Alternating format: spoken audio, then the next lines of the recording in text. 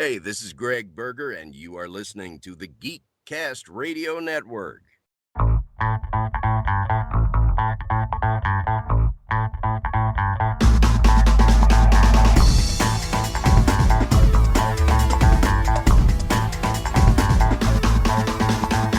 Hello and welcome back to Cinema Geeks. Yes, we are back once again. It's been a while, but we are here to continue our look at the career of Kevin Smith. This time, we will be reviewing Zack and Miri Make a Porno. And joining me on this adventure through the career of Kevin Smith is Hard Candy Mandy. How's it going? Still here. Still holding. Still, yes. Kevin Optimus Solo. I am here as well. Yes, under the weather, but still sticking it out. You gotta That's right. Get the goat star for today. Thank you. And last but not least, Matt Fridley sent. Hey, it's a full house this time. Yeah, everyone's here. Yeah, we've had some weird scheduling, but we're back to look at the career of Kevin Smith. If you've been listening for the first time, we started with Clerks, and we went through all of his movies, and we have a few more to go. Now we're in kind of a newer, I guess, age of Kevin Smith's career, as we're seeing him escape from the View Askew universe a little bit and trying something new with Zack and Miri Make a Porno. And I know a big reason this film itself actually has an interesting history, where it actually started off as this random television series that Kevin Smith wanted to make with Jason Lee back in the 90s about him being in the porno industry and it just not working out. And then also Kevin Smith really wanted to work with Seth Rogen, and then finally they came together to make this film.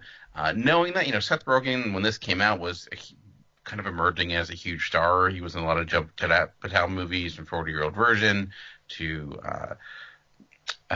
what is that other movie that he's with Katherine Heigl? Knocked Up.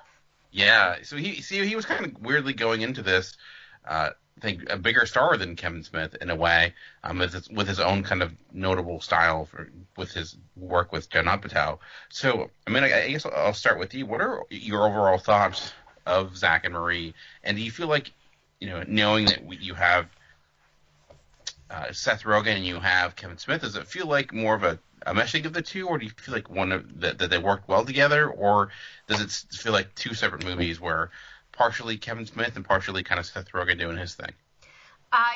Before you mentioned anything about that, I didn't think about it, but now that you've said that and kind of posed this question here, it's hard to say. I want to say it feels just like a Seth Rogen movie, but then I feel like some of like the storyline and like the dialogue is definitely Kevin Smith.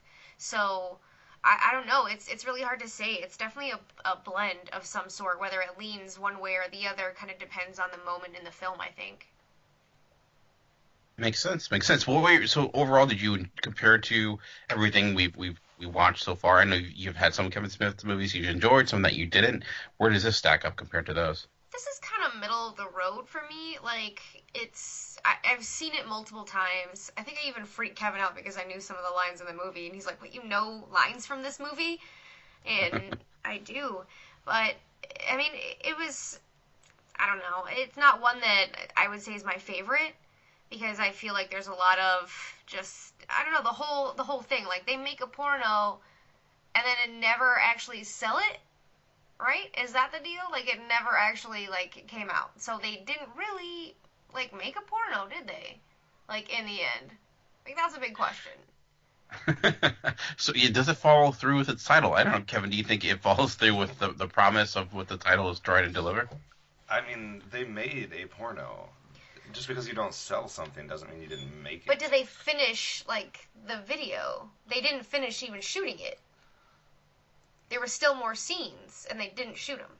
But the whole thing is this whole premise is for them to make a porn so they can realize their true feelings for each other when they have sex for the first time in front of a bunch of people.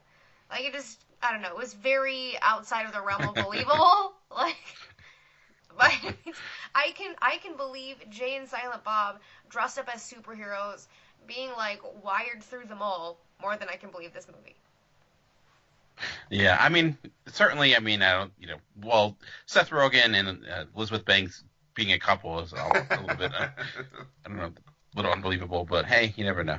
Probably has a fantastic personality. But Kevin, questions for you. So, like, obviously, with the title like Zack Miri Make a Porno, they're not hiding what it's trying to be. Do you feel like this obviously is a movie where Zack's is its main topic? Kevin Smith is a person who's never really shied away from that with his dialogue. Never really had like heavy nudity in his films, but of course, it's a little bit different. Do you feel like there is too much shock value in this? Does it overcome or overbear more of the human aspect that we typically get with Kevin Smith, or is that just really, the shock value is really in the title, but the actual movie itself, the execution is much different? I think the shock value is in the title, and then there's way too many attempts for shock value throughout. I think this is prime example of why it's not always of why it's a good thing that not all 13-year-olds have the ability to make movies. Because if this is something that was like on his mind when he was younger, or this, that, and the other, it was probably something that should have just stayed one of those things that was on his mind that never came to fruition. I don't know. I am not a fan of this movie at all. I did not enjoy it at all. I don't know. To me, I get what you're saying, and I didn't think of that either with the whole Seth Rogen versus Kevin Smith, but I don't think it's. I enjoyed the actors, I guess, through it. Like, it wasn't like I disliked Seth Rogen's performance or Elizabeth Banks or any of the other individuals. Like, I enjoyed their characters and their acting. I just didn't care for the plot or the writing or any of that type of stuff. Like, I felt like it was just doing. I don't know. I felt like both the best parts of Seth Rogen are lost in this, and I felt like the best parts of Kevin Smith are lost in this movie. Maybe because it was a little of both, it didn't succeed in either factor for me. I didn't find much of the dialogue interesting or clever like I have in a lot of the other stuff. I was I was angry when I was watching this movie for some reason, I think. Wow. To start off, it started off on a great note. Let me just point this out. I only wrote one note for this movie, and that is, like, in the opening sequence, they play Sex and Candy by Marcy's Playground, which, like, immediately took me back to that time period, and I was like, oh, I used to love this song. Like, this is great. Let's do this. Let's have a great soundtrack and some fun here, and then I didn't like anything else after that. Man, coming out swinging. Matt, how about you overall opinions when it comes to Zack Miri Make a Porno? Do you, as Kevin mentioned, do you feel like Smith and Rogen, they complement each other well, or is it just a meshing that seems like they bring out the worst of each other? So I'm not certain I've ever seen a Seth Rogen movie. Like, I never saw Knocked Up. I never saw Pineapple Express. This might be the first time I ever saw a Seth Rogen movie. Wow. I mean, he might have been a background character, or like a side character in movies I've seen. I think that's happened, but none of the ones where he's, on the cover, say. Have you seen Superbad? No. Have you seen? Oh no, I know you haven't seen that. You didn't see This Is the End either? No. Or Neighbors? No. Okay, then you have. It's just a massive blind spot. You get somewhat of a feel for him through Coming trailers, up next month on Cinema Geeks, Seth Rogen spotlight. Just kidding. Keep going, Matt. Interesting. I mean, here's the thing. I think those movies are very much targeted at me as an audience member. I think I would enjoy them, but I just haven't seen them, and so, like, I don't have that. I don't have anything going into this where I'm, like, looking for what Seth Rogen does or is known for, just because I haven't experienced that. So I didn't have any of that. Like, I don't know, man. Maybe I'm going to be the least harsh on this, but, like, I thought it was an okay rom-com. Like, I'm a big fan of a romantic story, and I thought that this was an interesting different take. We saw seen like Love Actually or Valentine's Day or whatever, where there's 9 people all falling in love around one day or whatever, and so to see a very different humorous take on a well tread thing is a breath of fresh air. I mean, I don't think it was masterfully done or perfect in any way, but I don't hate the movie like everyone else does, I guess. Well, I guess in my mind, like what I'm having a trouble with is what separates this from a what separates this from like a horny juvenile teenager's version of a rom-com? Like what makes it interesting or clever, or what makes it stand out? Like that's all I could get in my like that's all I could think the whole time was like this is what a teenager would write. Like it's just so, I don't know, it just felt juvenile to me. I don't know. I guess I'm probably leaning more towards Matt. I mean, certainly there's juvenile aspects to it. I mean, the humor and I mean even the sequence with Justin Long and Seth Rogen, which is to me probably one of the funnier moments with his discovery of him being in porn. Actually, there's a great like outtake of just them going back and forth forever, just trying to basically one up with each other with crazy porn titles, which I would probably recommend in watching. But I thought it did what Smith tends to do well when it comes to just relationships is the messiness of it all, and especially like with these characters, I think as Matt pointed out, like comparing it to other rom-com, something like Love Actually, is that these characters are a little bit more of a mess. Their lives are, they're kind of distraught. They're obviously super poor. This is why they're doing it in the first place. And I think just that perspective, it makes it a little bit different.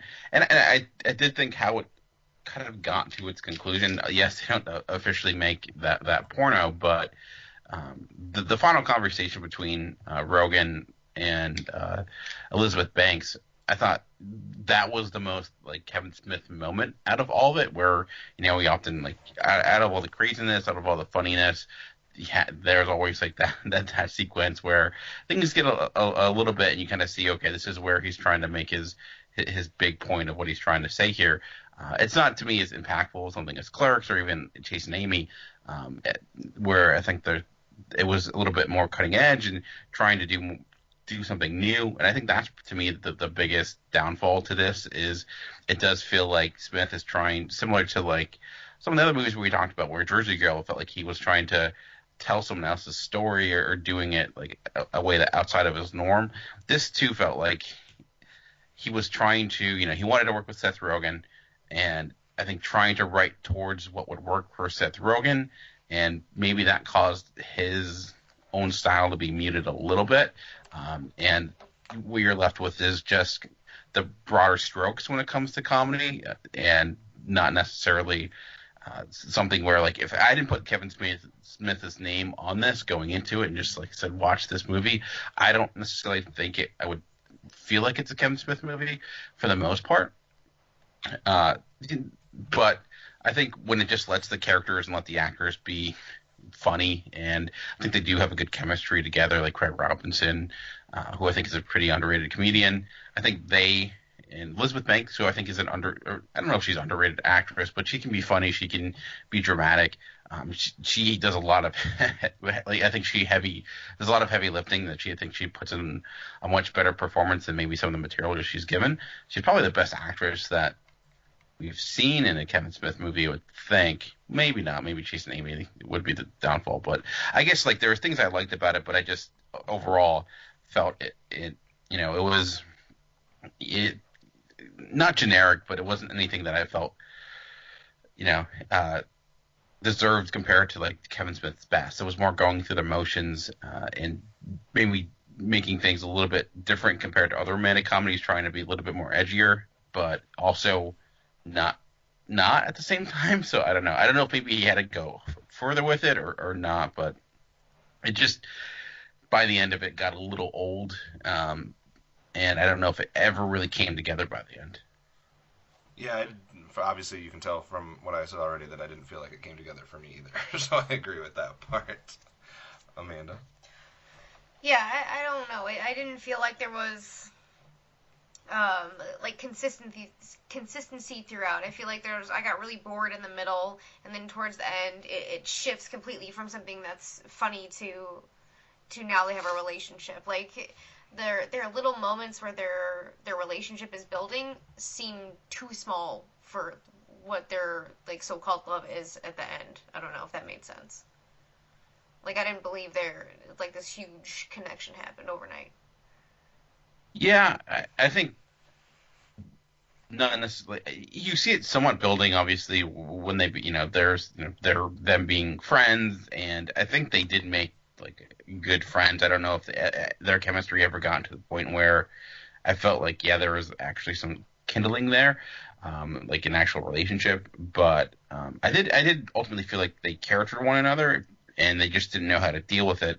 So once they brought in like sex into that moment, it was just this odd sequence where it didn't work. But I also wondered if that was kind of purposeful, because they weren't necessarily meant for each other in that way. Yet they were in this weird relationship where they're friendly, and when they try to bring sex into it, it just necessarily didn't work, and that's why it kind of got messed up there for a while. So I don't know. I feel like when Smith tends to write a lot of relationships, they always end up not working out the right way, or just. But I don't know. I just feel like there was potential here. Like there was like this could have been like his like a something like Chasing Amy, but ultimately I don't like Chasing Amy. I think it had a poignant point, or felt like it had a stronger voice, where this was missing that for me. I don't know. Matt, I feel like we're bashing this. I don't know if there's anything else you want to bring up that you really enjoyed about it. I wish I remembered it a little better, because I know that it wasn't perfect. I know that I had a lot of very minutia problems that I just do not remember. And I don't know. I don't know. I'm not gonna say it like it earned its ending even. And I'm definitely not going to say that it's up to the level of Chasing Amy. Chasing Amy is one of my favorite films of all time, and this would not make my top 100. But I mean I don't know. I sit in the area of like, hey, it's not terrible, but I don't even think I could recommend it. So like, I'm not gonna be its defender. It's an okay movie.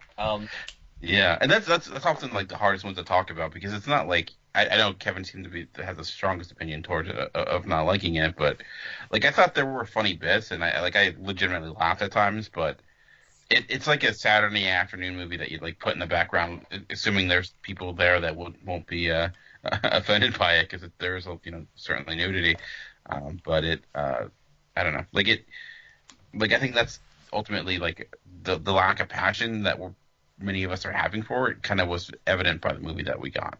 Yeah, I think it just was missing that, like, if you're gonna go that route, and if you're gonna have that, kind of tiresome lewdness or juvenile aspects that I was complaining about, like, I could stomach that if like there was some type of payoff at the end for me, but like if you're just doing that and then wrapping it up putting it in like this romantic comedy package, like, I don't know, like it was just missing that punch, missing that payoff at the end, that like, and it wasn't clever enough throughout. Like it was, yes, there were some moments that were funny and here and there, but it wasn't like it was like some of his previous films where you can just relish in the dialogue and it doesn't really necessarily matter what all happens in the end. Like this one needed something. It either needed to be more clever throughout, or it needed to have some type of payoff at the end for me, and instead it was just like it was like going through the motions of all this like this lewdness, but in the end we're just making a romantic comedy. I don't know,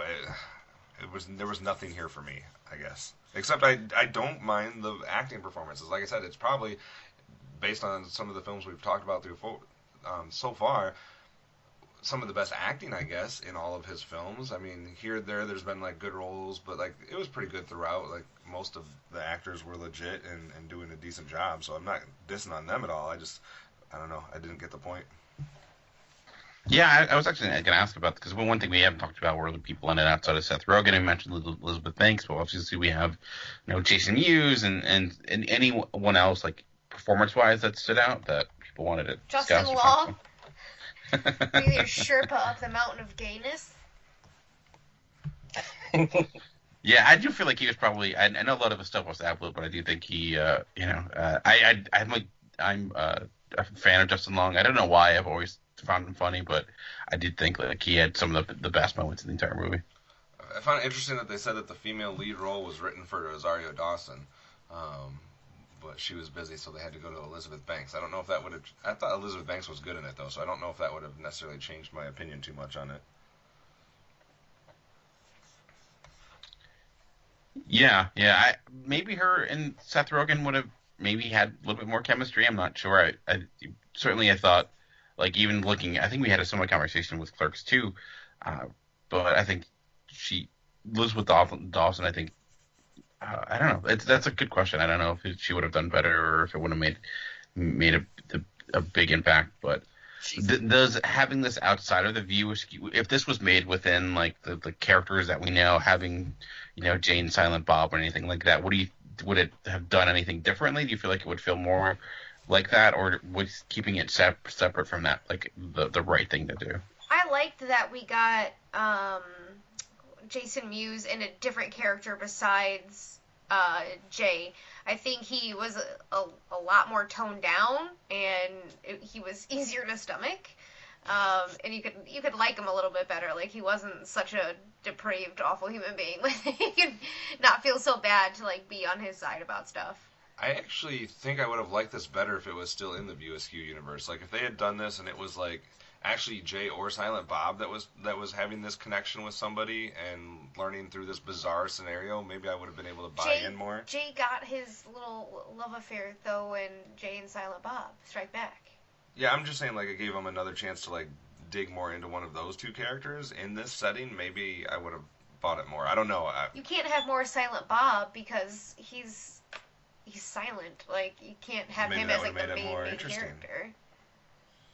The first ever silent porno. I guess probably not first, but I mean, you could make it Silent Bob's, coming out as a person who talks party movie.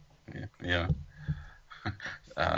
But yeah, I guess I understood kind of getting away from that, and I don't know if it would have impacted my enjoyment. It was fun seeing Jason Mewes like in a different role, which and seeing all of Jason Mewes, which hey. Yeah, there you go. I got a comment on that. Just for because of the timing of it all, I happened to watch this movie the same week DC launched their adult titles lineup was, and so I got to see Jason Mewes and Batman's canonical dick in the same week. What? Man, there you go. What else do you need to achieve in life? Yeah, I've done it all, guys. Let's walk away now. That's why it took so long to do this episode. We were just trying to figure out how to put that all in one pub. Yeah.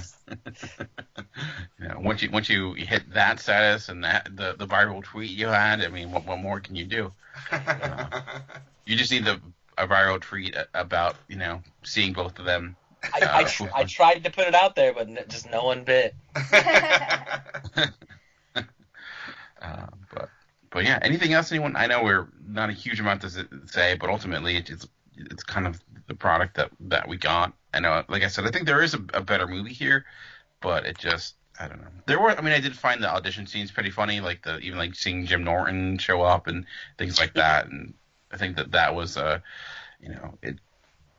it had bits, but it felt like going into this, like I could come up with the jokes I thought I would see in this, and then I pretty much saw all of those, and I don't know. So yeah, I mean, would any of you go out of your way to watch this again?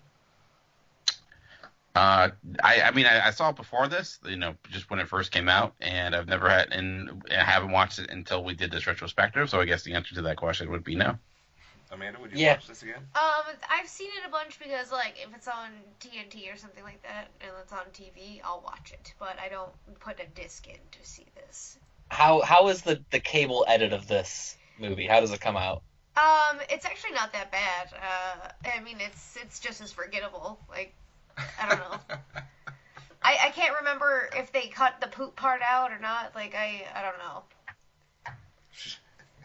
It was such a memorable experience for you. No, I'm trying for that not to be a memorable experience. Do you guys remember when it was coming out because I was reading a lot about how a lot of, like, in certain areas, a lot of, like, it was super heavy edited. Actually was kind of an interesting story. I think it was the story of this movie and just like trying for them to get it marketed, and the challenges that they came across, like how the poster was made just to be as inoffensive. That's why they use stick figures. How like certain cities wouldn't allow it, like in certain areas, obviously, like they wouldn't say you couldn't say in a porno, and it was just like it did seem to really hurt the film, because I know they were really hoping, like Kevin Smith was hoping this would be like his biggest movie, and it is, I think, as of 2009. I don't know if it still is now, or it was one of his biggest films, but it wasn't necessarily to like what Seth Rogen was doing with stuff like Knocked Up. So I know like after he was really kind of distraught with how it didn't do what he was hoping for, but I don't know if it's simply because it's a hard movie to market to a lot of people. If it was the best performing movie at that point, I would have to say that it still is, right? I mean, we're not trying to say that like Red State, Tusk, or Yoga Hosers was more financially successful. I wouldn't think, unless I missed something on those ones. Maybe they made more money than I thought. But Cop Out, I don't know, how did Cop Out do compared to that? That'd be the only close one, I guess. Maybe. No, I'm excited for that one. I love that movie. I'll check, but I'm not sure. Yeah, I mean, this movie did well. I mean, even though it might not have hit his expectations, it doubled its budget. I mean, it made like, what, 48, 49 million or something like that on the 24 budget. And it did well on Rotten Tomatoes. It's got a 65%. I would consider that well for this movie. Yes, sir. I don't get it, but it did. Cop Out did do better, but okay. it's Cop Out, Zack and Miri, Dogma. Like, makes sense. But Red State only released in 5 theaters, so that's not a fair, and made over $1 million. Should we look forward to that or not? No, actually, I've heard from Nate of all people that it's probably the best Kevin Smith movie there is. But it's a hard, serious, like thriller movie. I'm not looking forward to it because I'm terrified of it. I don't know what to do with the 5 films we have left. I've seen Red State, and I remember I think it's not something to be fearful of, compared to other movies we have to watch in the end of this retrospective that I've seen. Sure. So that's not one you need to worry about at all. All right. But yeah, anything else before we bring this episode to a close? I'm good. All right. Well, let's go with final thoughts and overall grades. Amanda, let's start with you. Oh, I don't even know what else to say about this, you guys. Like, I didn't need this to exist, really. That's a movie quote poster right there. I didn't need this. Yeah. I've said that so many times. I think, like, I'll give it a 3. A generous 3. Kevin, how about you? Yeah, I mean, I was bouncing back and forth between 2 and 3, so I'll just try to be in line with my wife here, and I'll say 3 out of 10 as well. Smart man. Wow, I think it's the first time I've ever heard you say my wife. Wow. It might be the first time I've said it out loud. I don't know. You didn't say it right. You gotta do the Borat. Don't do it. Don't do it, she said. I gotta listen to her. Matt, how about you? My final thoughts are I would have loved to have seen the original script, in-movie script, completed, but since that whole set and all the costumes got destroyed, we know we'll have to deal with the movie that we ended up getting, both 2 incomplete porno movies within it. But as a middling movie, I mean, it deserves a middling score. I'm going to say 5. Wow. I was actually because I said it was about an average film, maybe below average, or I would possibly go 4, because it's one of those things where it's like, again, like it's after I've watched it, nothing really stood out to me minus a few scenes here and there, and it just, I don't know, nothing really, I don't really have strong feelings for it one way or another. If anything, I'd rather having Kevin's strong dismissal of it, so it would have a bigger impact on me. But I think he's made, like, other movies we'll talk about worse, but I think this one just, I don't know, it doesn't feel like there's anything here that is warranted of, like, huge discussion or feel like that there's much to say, unfortunately. So But we'll see. Of course, we have some movies that are still yet to come out. We talked about, I think next week next time we talk, we'll be discussing Cop Out, and then we get into like the latter half of Kevin Smith's career, where he kind of goes more into a more horror thriller world, which should be a lot of fun, or at least interesting to talk about, because I could see why he did this after this movie, because it felt like he just ran out of jokes to say. Like he's done all the Star Wars and pop culture references. So let's move on from that. But maybe now that we have more Star Wars movies, we'll get a Clerks 3. Who knows? But all right. Well, if people want to listen to more of you or follow you on social media, Amanda, what would be the best way to do that? Twitter, you can find me at HardCandyMandy, eyes no eyes. And Kevin, I know we have a lot going on right now, so I don't know if you want to talk about that and let people know how to follow you on Twitter. Yeah, for sure. If you want to follow me or have any questions for me on Twitter, follow at Optimus Solo, but also follow at Geekcast Radio. We got a lot of stuff going on here towards the end of the year. We're currently finishing up our wrestling tag team tournament, trying to find the best wrestling tag team of all time. And towards the end of the year, beginning of next year, we'll start our top 100 wrestlers countdown, single wrestlers. So if you're a wrestling fan, we got a lot of content coming to you here towards the end of the year. Yeah, and Matt, how about yourself? I'm at Fridley Scent. And I'm at Movie Revolt, and I will also some content coming out at the end of the year. I'm currently working on some end of the year list, which seems weird to say, but we're almost there.